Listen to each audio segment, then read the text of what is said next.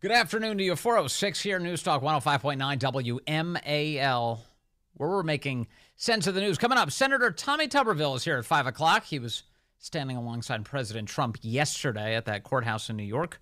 We'll talk to him about the experience. He said it's very depressing inside of that courtroom. What did he mean? We'll ask him about that. And then Katie Anderson joins us at 5:30. She's a reporter for the Daily Caller with an unbelievable new series based on some exclusive information that she's obtained involving the planet's leading gender transition doctors and what they really think of their demented practice.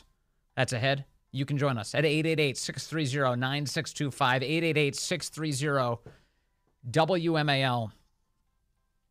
We are, within the hour, going to see the conclusion of the first day of cross-examination of former Trump attorney Michael Cohen, who has been on the stand since yesterday. The prosecution just wrapping up its questioning a short time ago.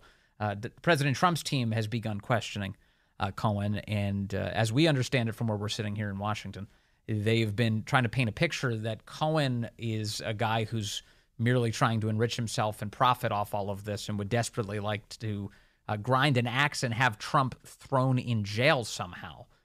That's at least the beginning of how this cross-examination has gone. I'd like to turn to an expert on the subject, though. Brett Tolman is here. He's a former U.S. attorney and an executive director of Right on Crime. Brett, great to have you on the phone with us. Thank you so much. Thank you for having me. I've been following some of your commentary, and you say that the prosecutors have made a mistake by spending so much time with Michael Cohen on the stand. Why? Yeah, the courtroom, strategy really does seem, it seems born more out of trying to do too much with a witness. When your case is weak, this is what you see frequently. You'll see, instead of precision, you see scattered, shotgun approach to try to bring in enough, evidence or enough commentary by a particular witness that you hope that it's sufficient to, convince the jury. But from what I see you're putting on the stand a convicted perjurer, an individual who is going to be destroyed on cross-examination by their own antics and behavior, much less, the defendant in this case.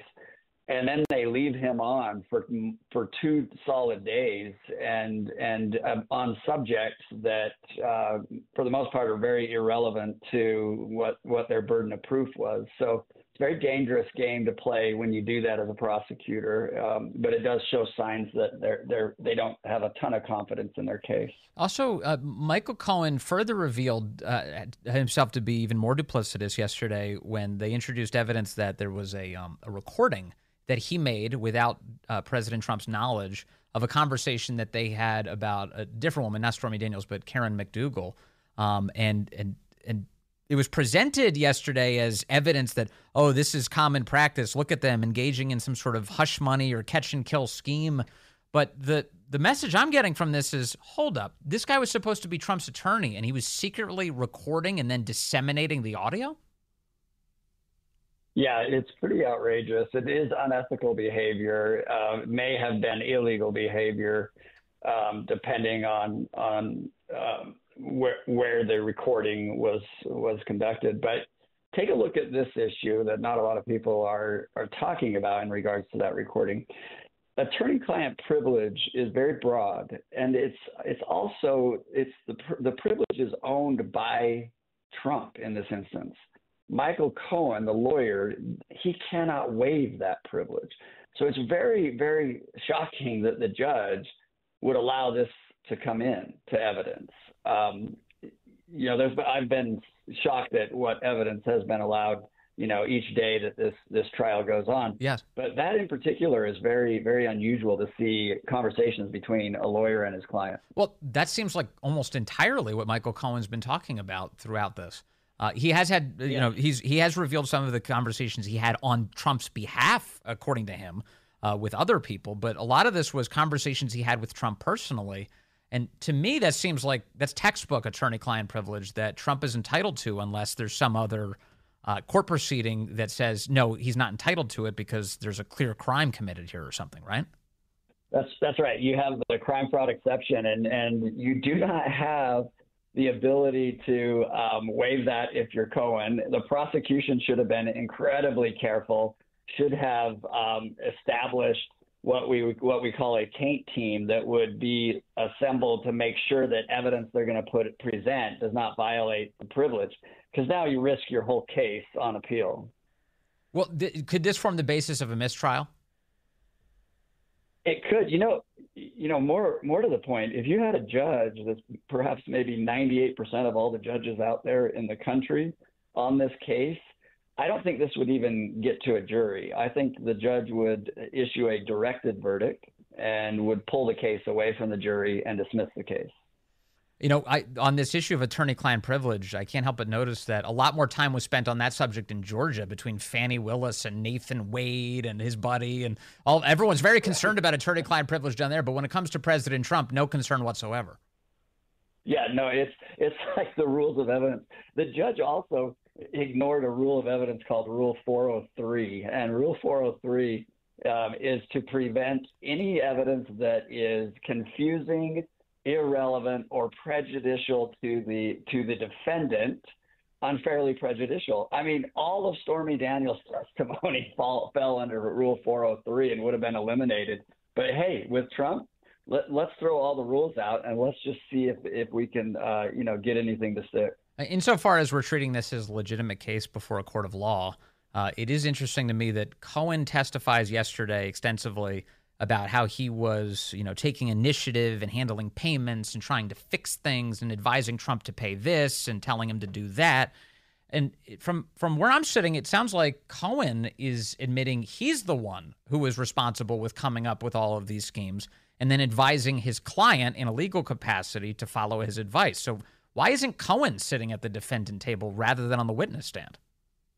Yeah, you hit on a point that I wish more would talk about, and that is you can't have it both ways. You cannot be the arrogant, brash, egotistical fixer that he self-describes himself as, and then at the same time have people believe that Trump is the one out there doing everything and that you're not the one that's telling Trump what to do.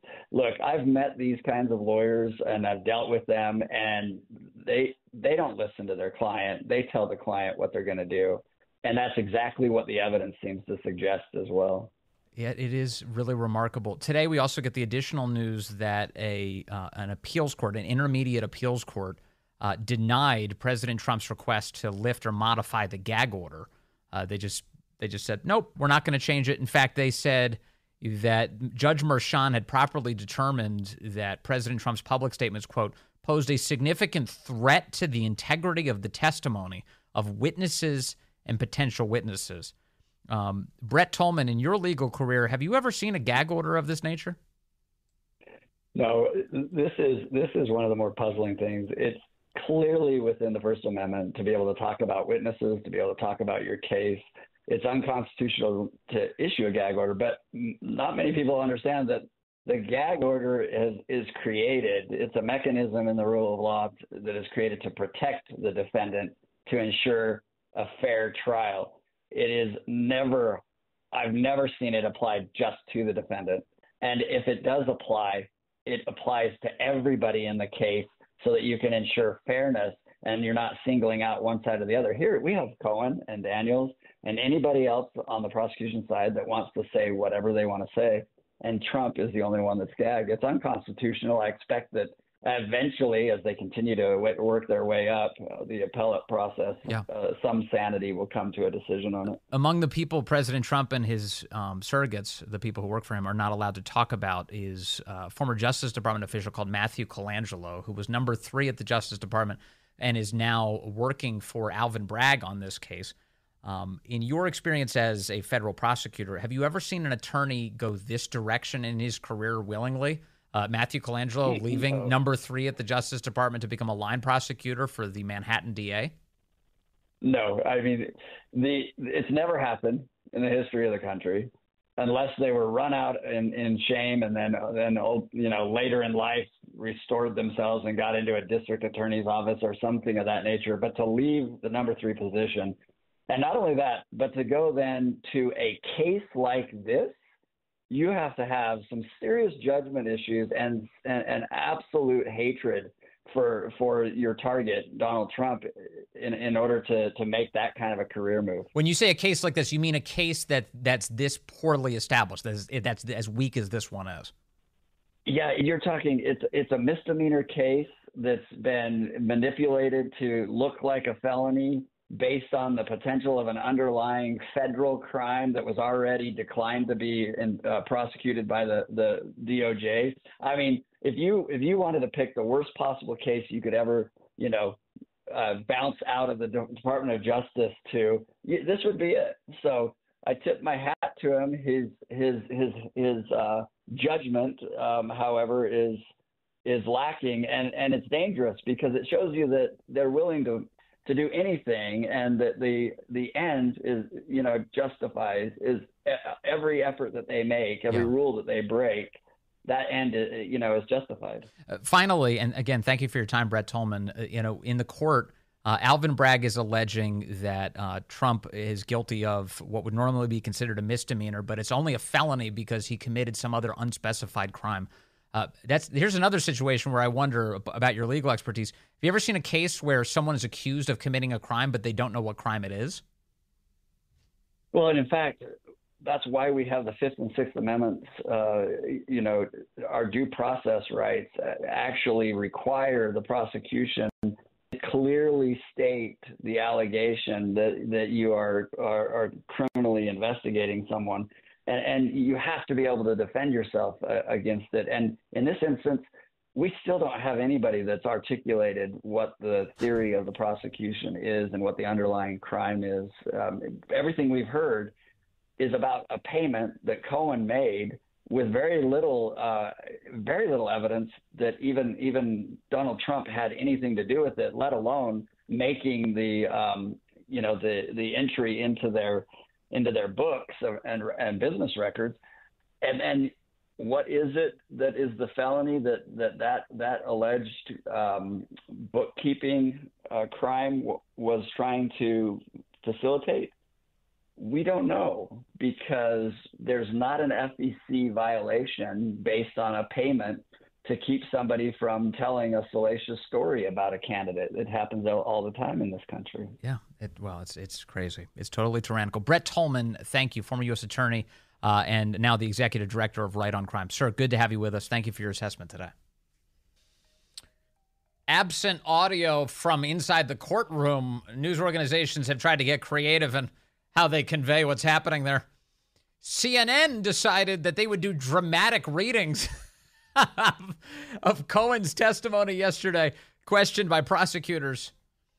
Let's see if they do the same treatment for the cross-examination. Are they going to hire someone to read out the Donald Trump defense attorney lines tonight? Here's what CNN was doing yesterday. There's a lot ahead, so let's start with Joey Jackson reading as Michael Cohen and Mercedes Cohen as prosecutor Susan Hoffinger. This exchange here is about the payment itself. Take it away. Take it away.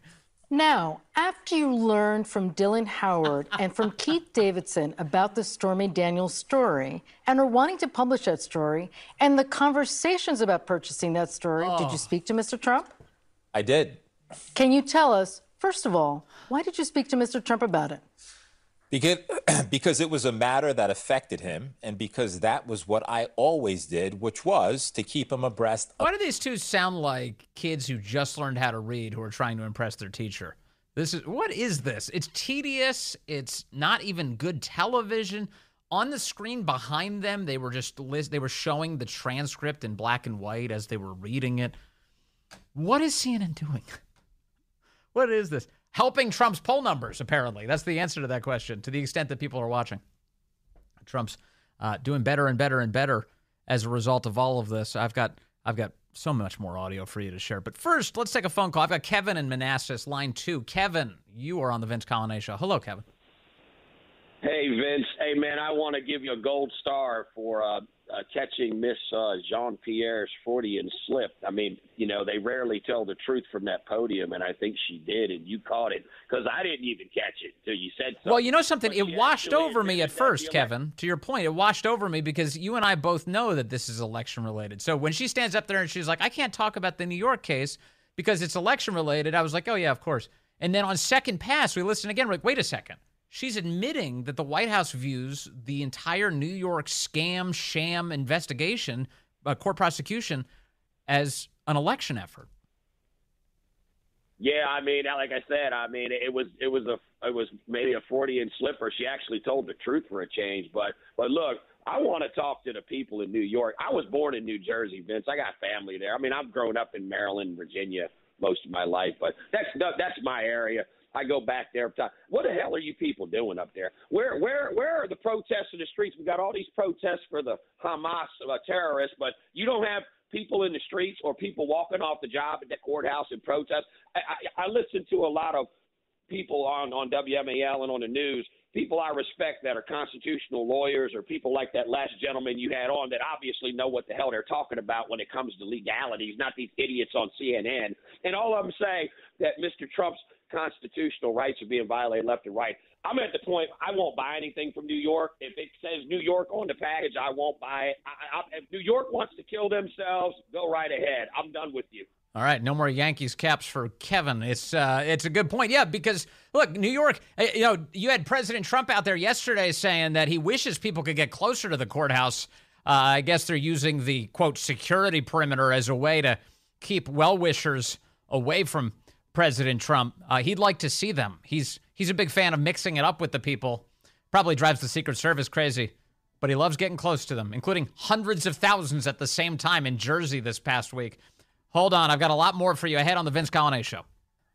Yeah, baby. Good afternoon to you. 4:35 here at News Talk 105.9 WMAL, where we are making sense of the news. Coming up, Senator Tommy Tuberville joins us at the top of the hour. He was there alongside President Trump yesterday. He knows what that courtroom looks and sounds like. He'll relay it to us coming up. And then Kate Anderson is here at 5:30 from the Daily Caller News Foundation with some excellent new reporting on the child mutilation industry, which unfortunately exists. We've got their videos and their documents. We'll share them with you ahead. You can join us at 888-630-9625, 888-630-WMAL.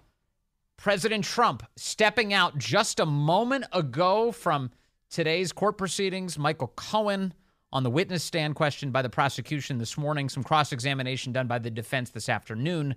That continues tomorrow. Well, actually, make that Thursday now. It'll be Thursday that comes back. Here is President Trump beginning speaking just moments ago. Mr. Trump? Well, thank you very much. As you know, I'm under a gag order, so I can't really answer those very simple questions that you're asking. I'm under a gag order. Nobody's actually seen anything like it. But we talk about subjects we're allowed to talk about. Would love to not be in the gag order. I'm the Republican nominee for president. I'm leading in every poll, and I have a gag order.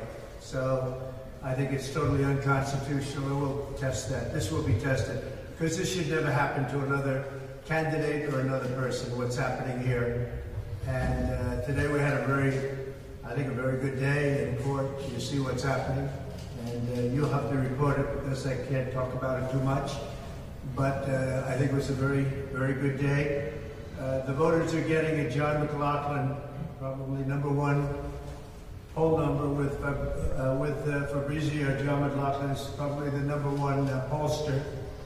And voters are getting it. And they don't like the idea that the courts are deciding the presidential election. Well, so far my numbers were leading by a lot, as you know, against crooked Joe Biden. Charlie Hurt, a great person, great reporter. The problem for Democrats is that the extensive polling now shows that the voters see through their scam and don't like what's going on. Watching 100,000 enthusiastic people gather along the boardwalk in New Jersey Beach is Saturday, as you probably saw, to support former President Trump on Saturday evening. Gives you some idea how terrified Democrats are of Trump. Well, I'm not saying it, that he's saying it. I don't think they're terrified of anything. They're fascists. Whatever happens, they cannot face him in the fair and honest election. There's no way anybody else is going to beat Trump. And they're using election interference to try and do it. And he then goes, because they lose and they know it. If it's a fair election, basically he's saying they lose and they know it. Jeff Zeleny of CNN, as I talk to the voters across the country in these battleground states, many of them aren't paying attention. The reason the president is having trouble, President Biden is having problems, is because young voters, voters of color, and inflation. Young voters, voters of color, and inflation. That is a problem for Biden. Byron York, great person, great reporter, journalist. For months, Democrats had hoped that the specter of Trump on trial would cut into the former president's support.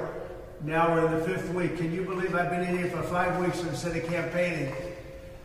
It's a shame, which of course is their dream. It might not be working out the way they anticipated, but that's what they wanted to do, keep me in here as long as possible. Long as possible. Now we're in the 5th week of the trial with wall-to-wall media coverage, and it appears to have not affected Trump's support at all. The Real Clear Politics analyst, Sean Trende, wrote recently, the political science literature is pretty consistent that this is the time when the electorate's views are about the election, and it starts to harden, and basically they're saying we're doing really well. You're seeing all the polls. Alan Dershowitz, a great gentleman. This is election interference at the most obvious, and every American, no matter whether you're on the Trump team or against him, whatever political affiliation it is, and he goes on to say he's a Democrat. He can't be right about everything because he's making a big mistake. If you're Jewish and you're a Democrat, and that includes Alan Dershowitz, you ought to have your head examined. You see what's going on with Israel. But he goes, I'm a Democrat. You should be equally concerned about how the legal system is being weaponized and abused for partisan purposes. Remember this, all over the world they're watching this trial and they're seeing what a disgrace this is, and a big disgrace to New York. You know, I love this state, I love this city, and they've got to get it back. They've got to get the legal system back, because businesses are leaving, people are fleeing, but businesses are leaving because they can't go through what I'm going through. Speaker Mike Johnson was here a little while ago. He says, just apply common sense. Take a look at what's happening. Just apply common sense. A great gentleman, Victor Davis Hanson, none of the 5 civil or criminal cases currently lodged against former President Donald Trump, by the way, all going through Washington. This is all election interference by Biden. Have ever had merit. None of them have had merit.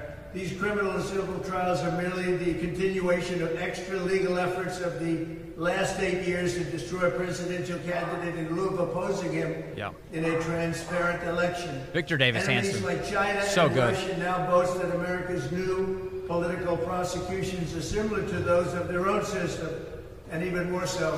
That's Victor Davis Hanson. And he goes on with a beautiful statement, and I won't bore you, but the public isn't bored by him at all, and they agree with him 100%. Let's see, any president who would go through the justice system, et cetera, et cetera. Yeah, it's a disgrace what's happening. This is something that shouldn't be happening. Tom Fitton.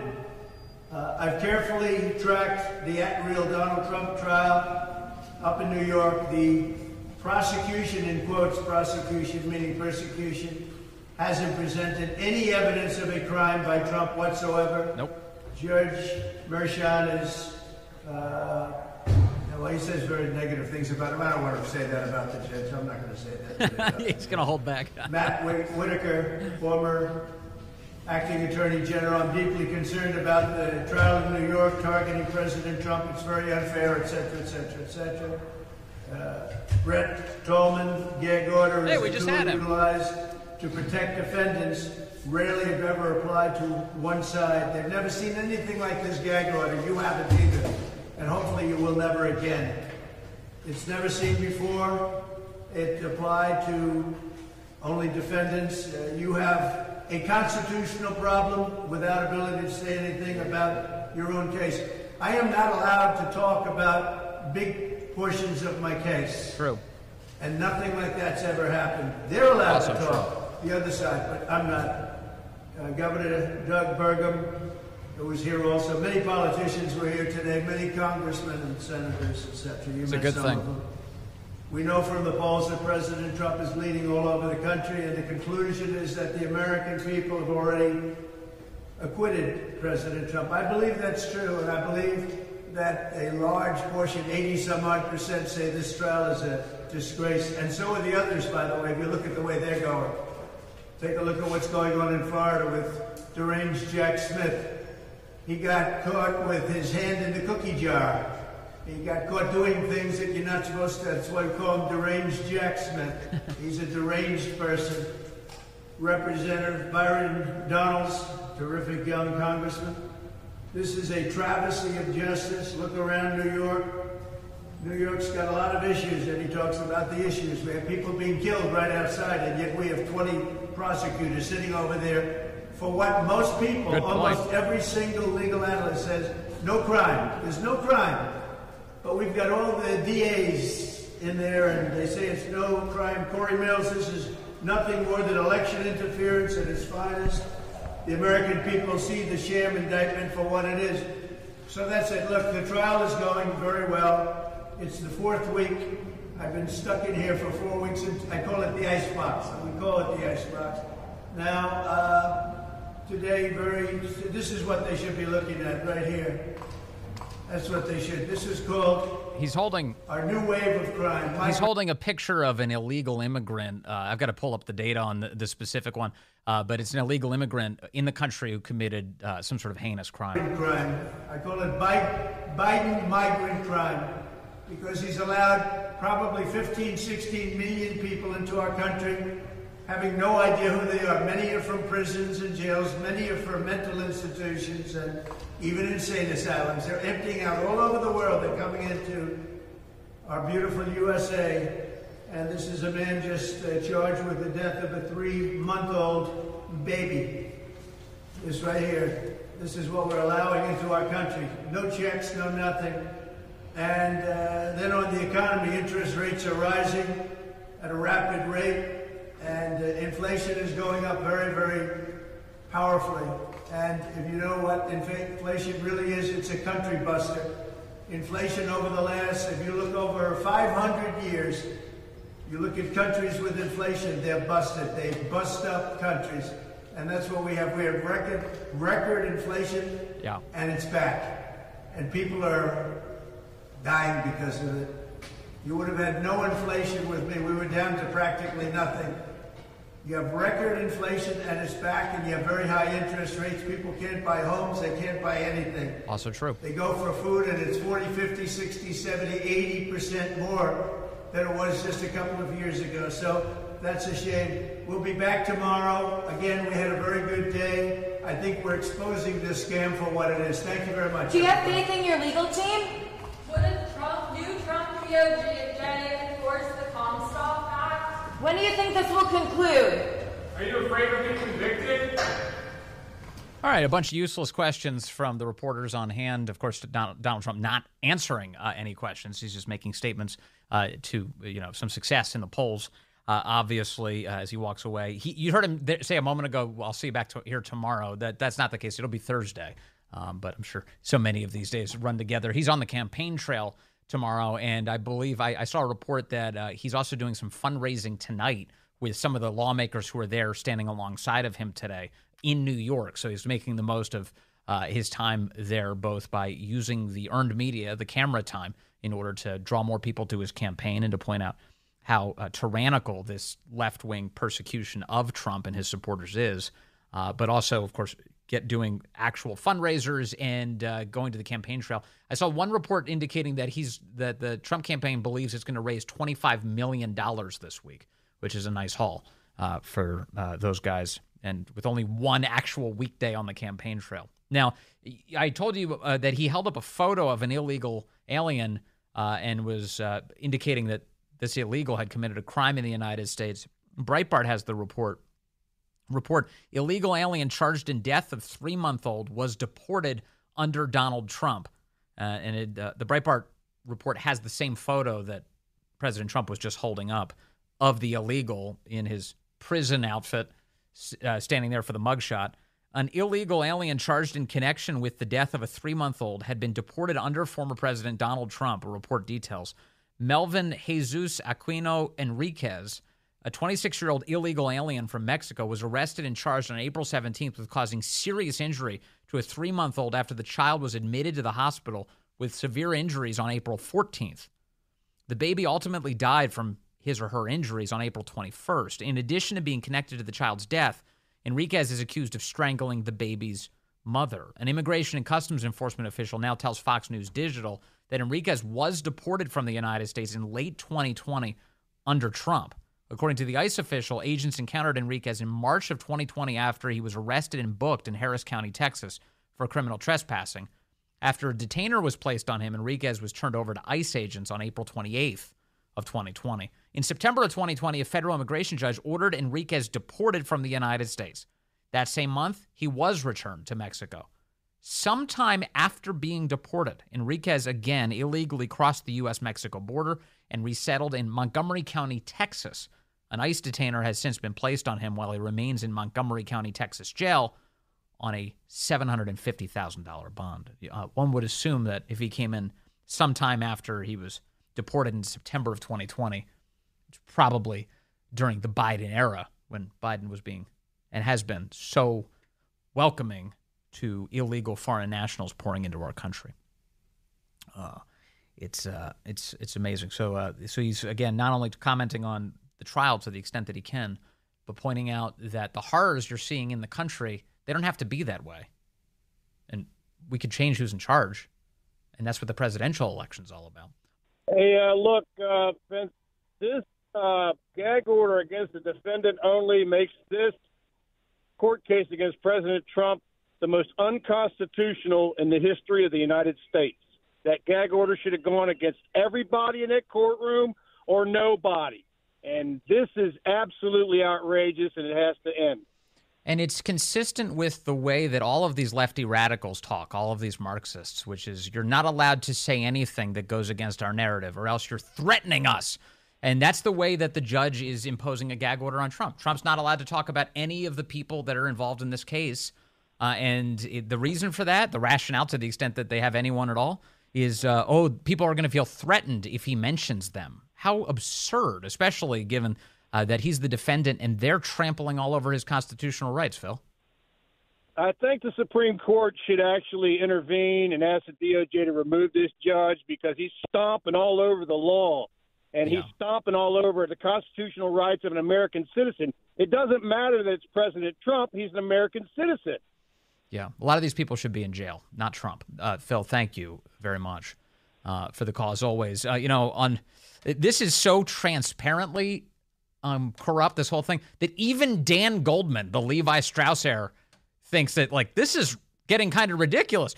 He said, Michael Cohen is testifying? That guy's a liar. He is an admitted perjurer.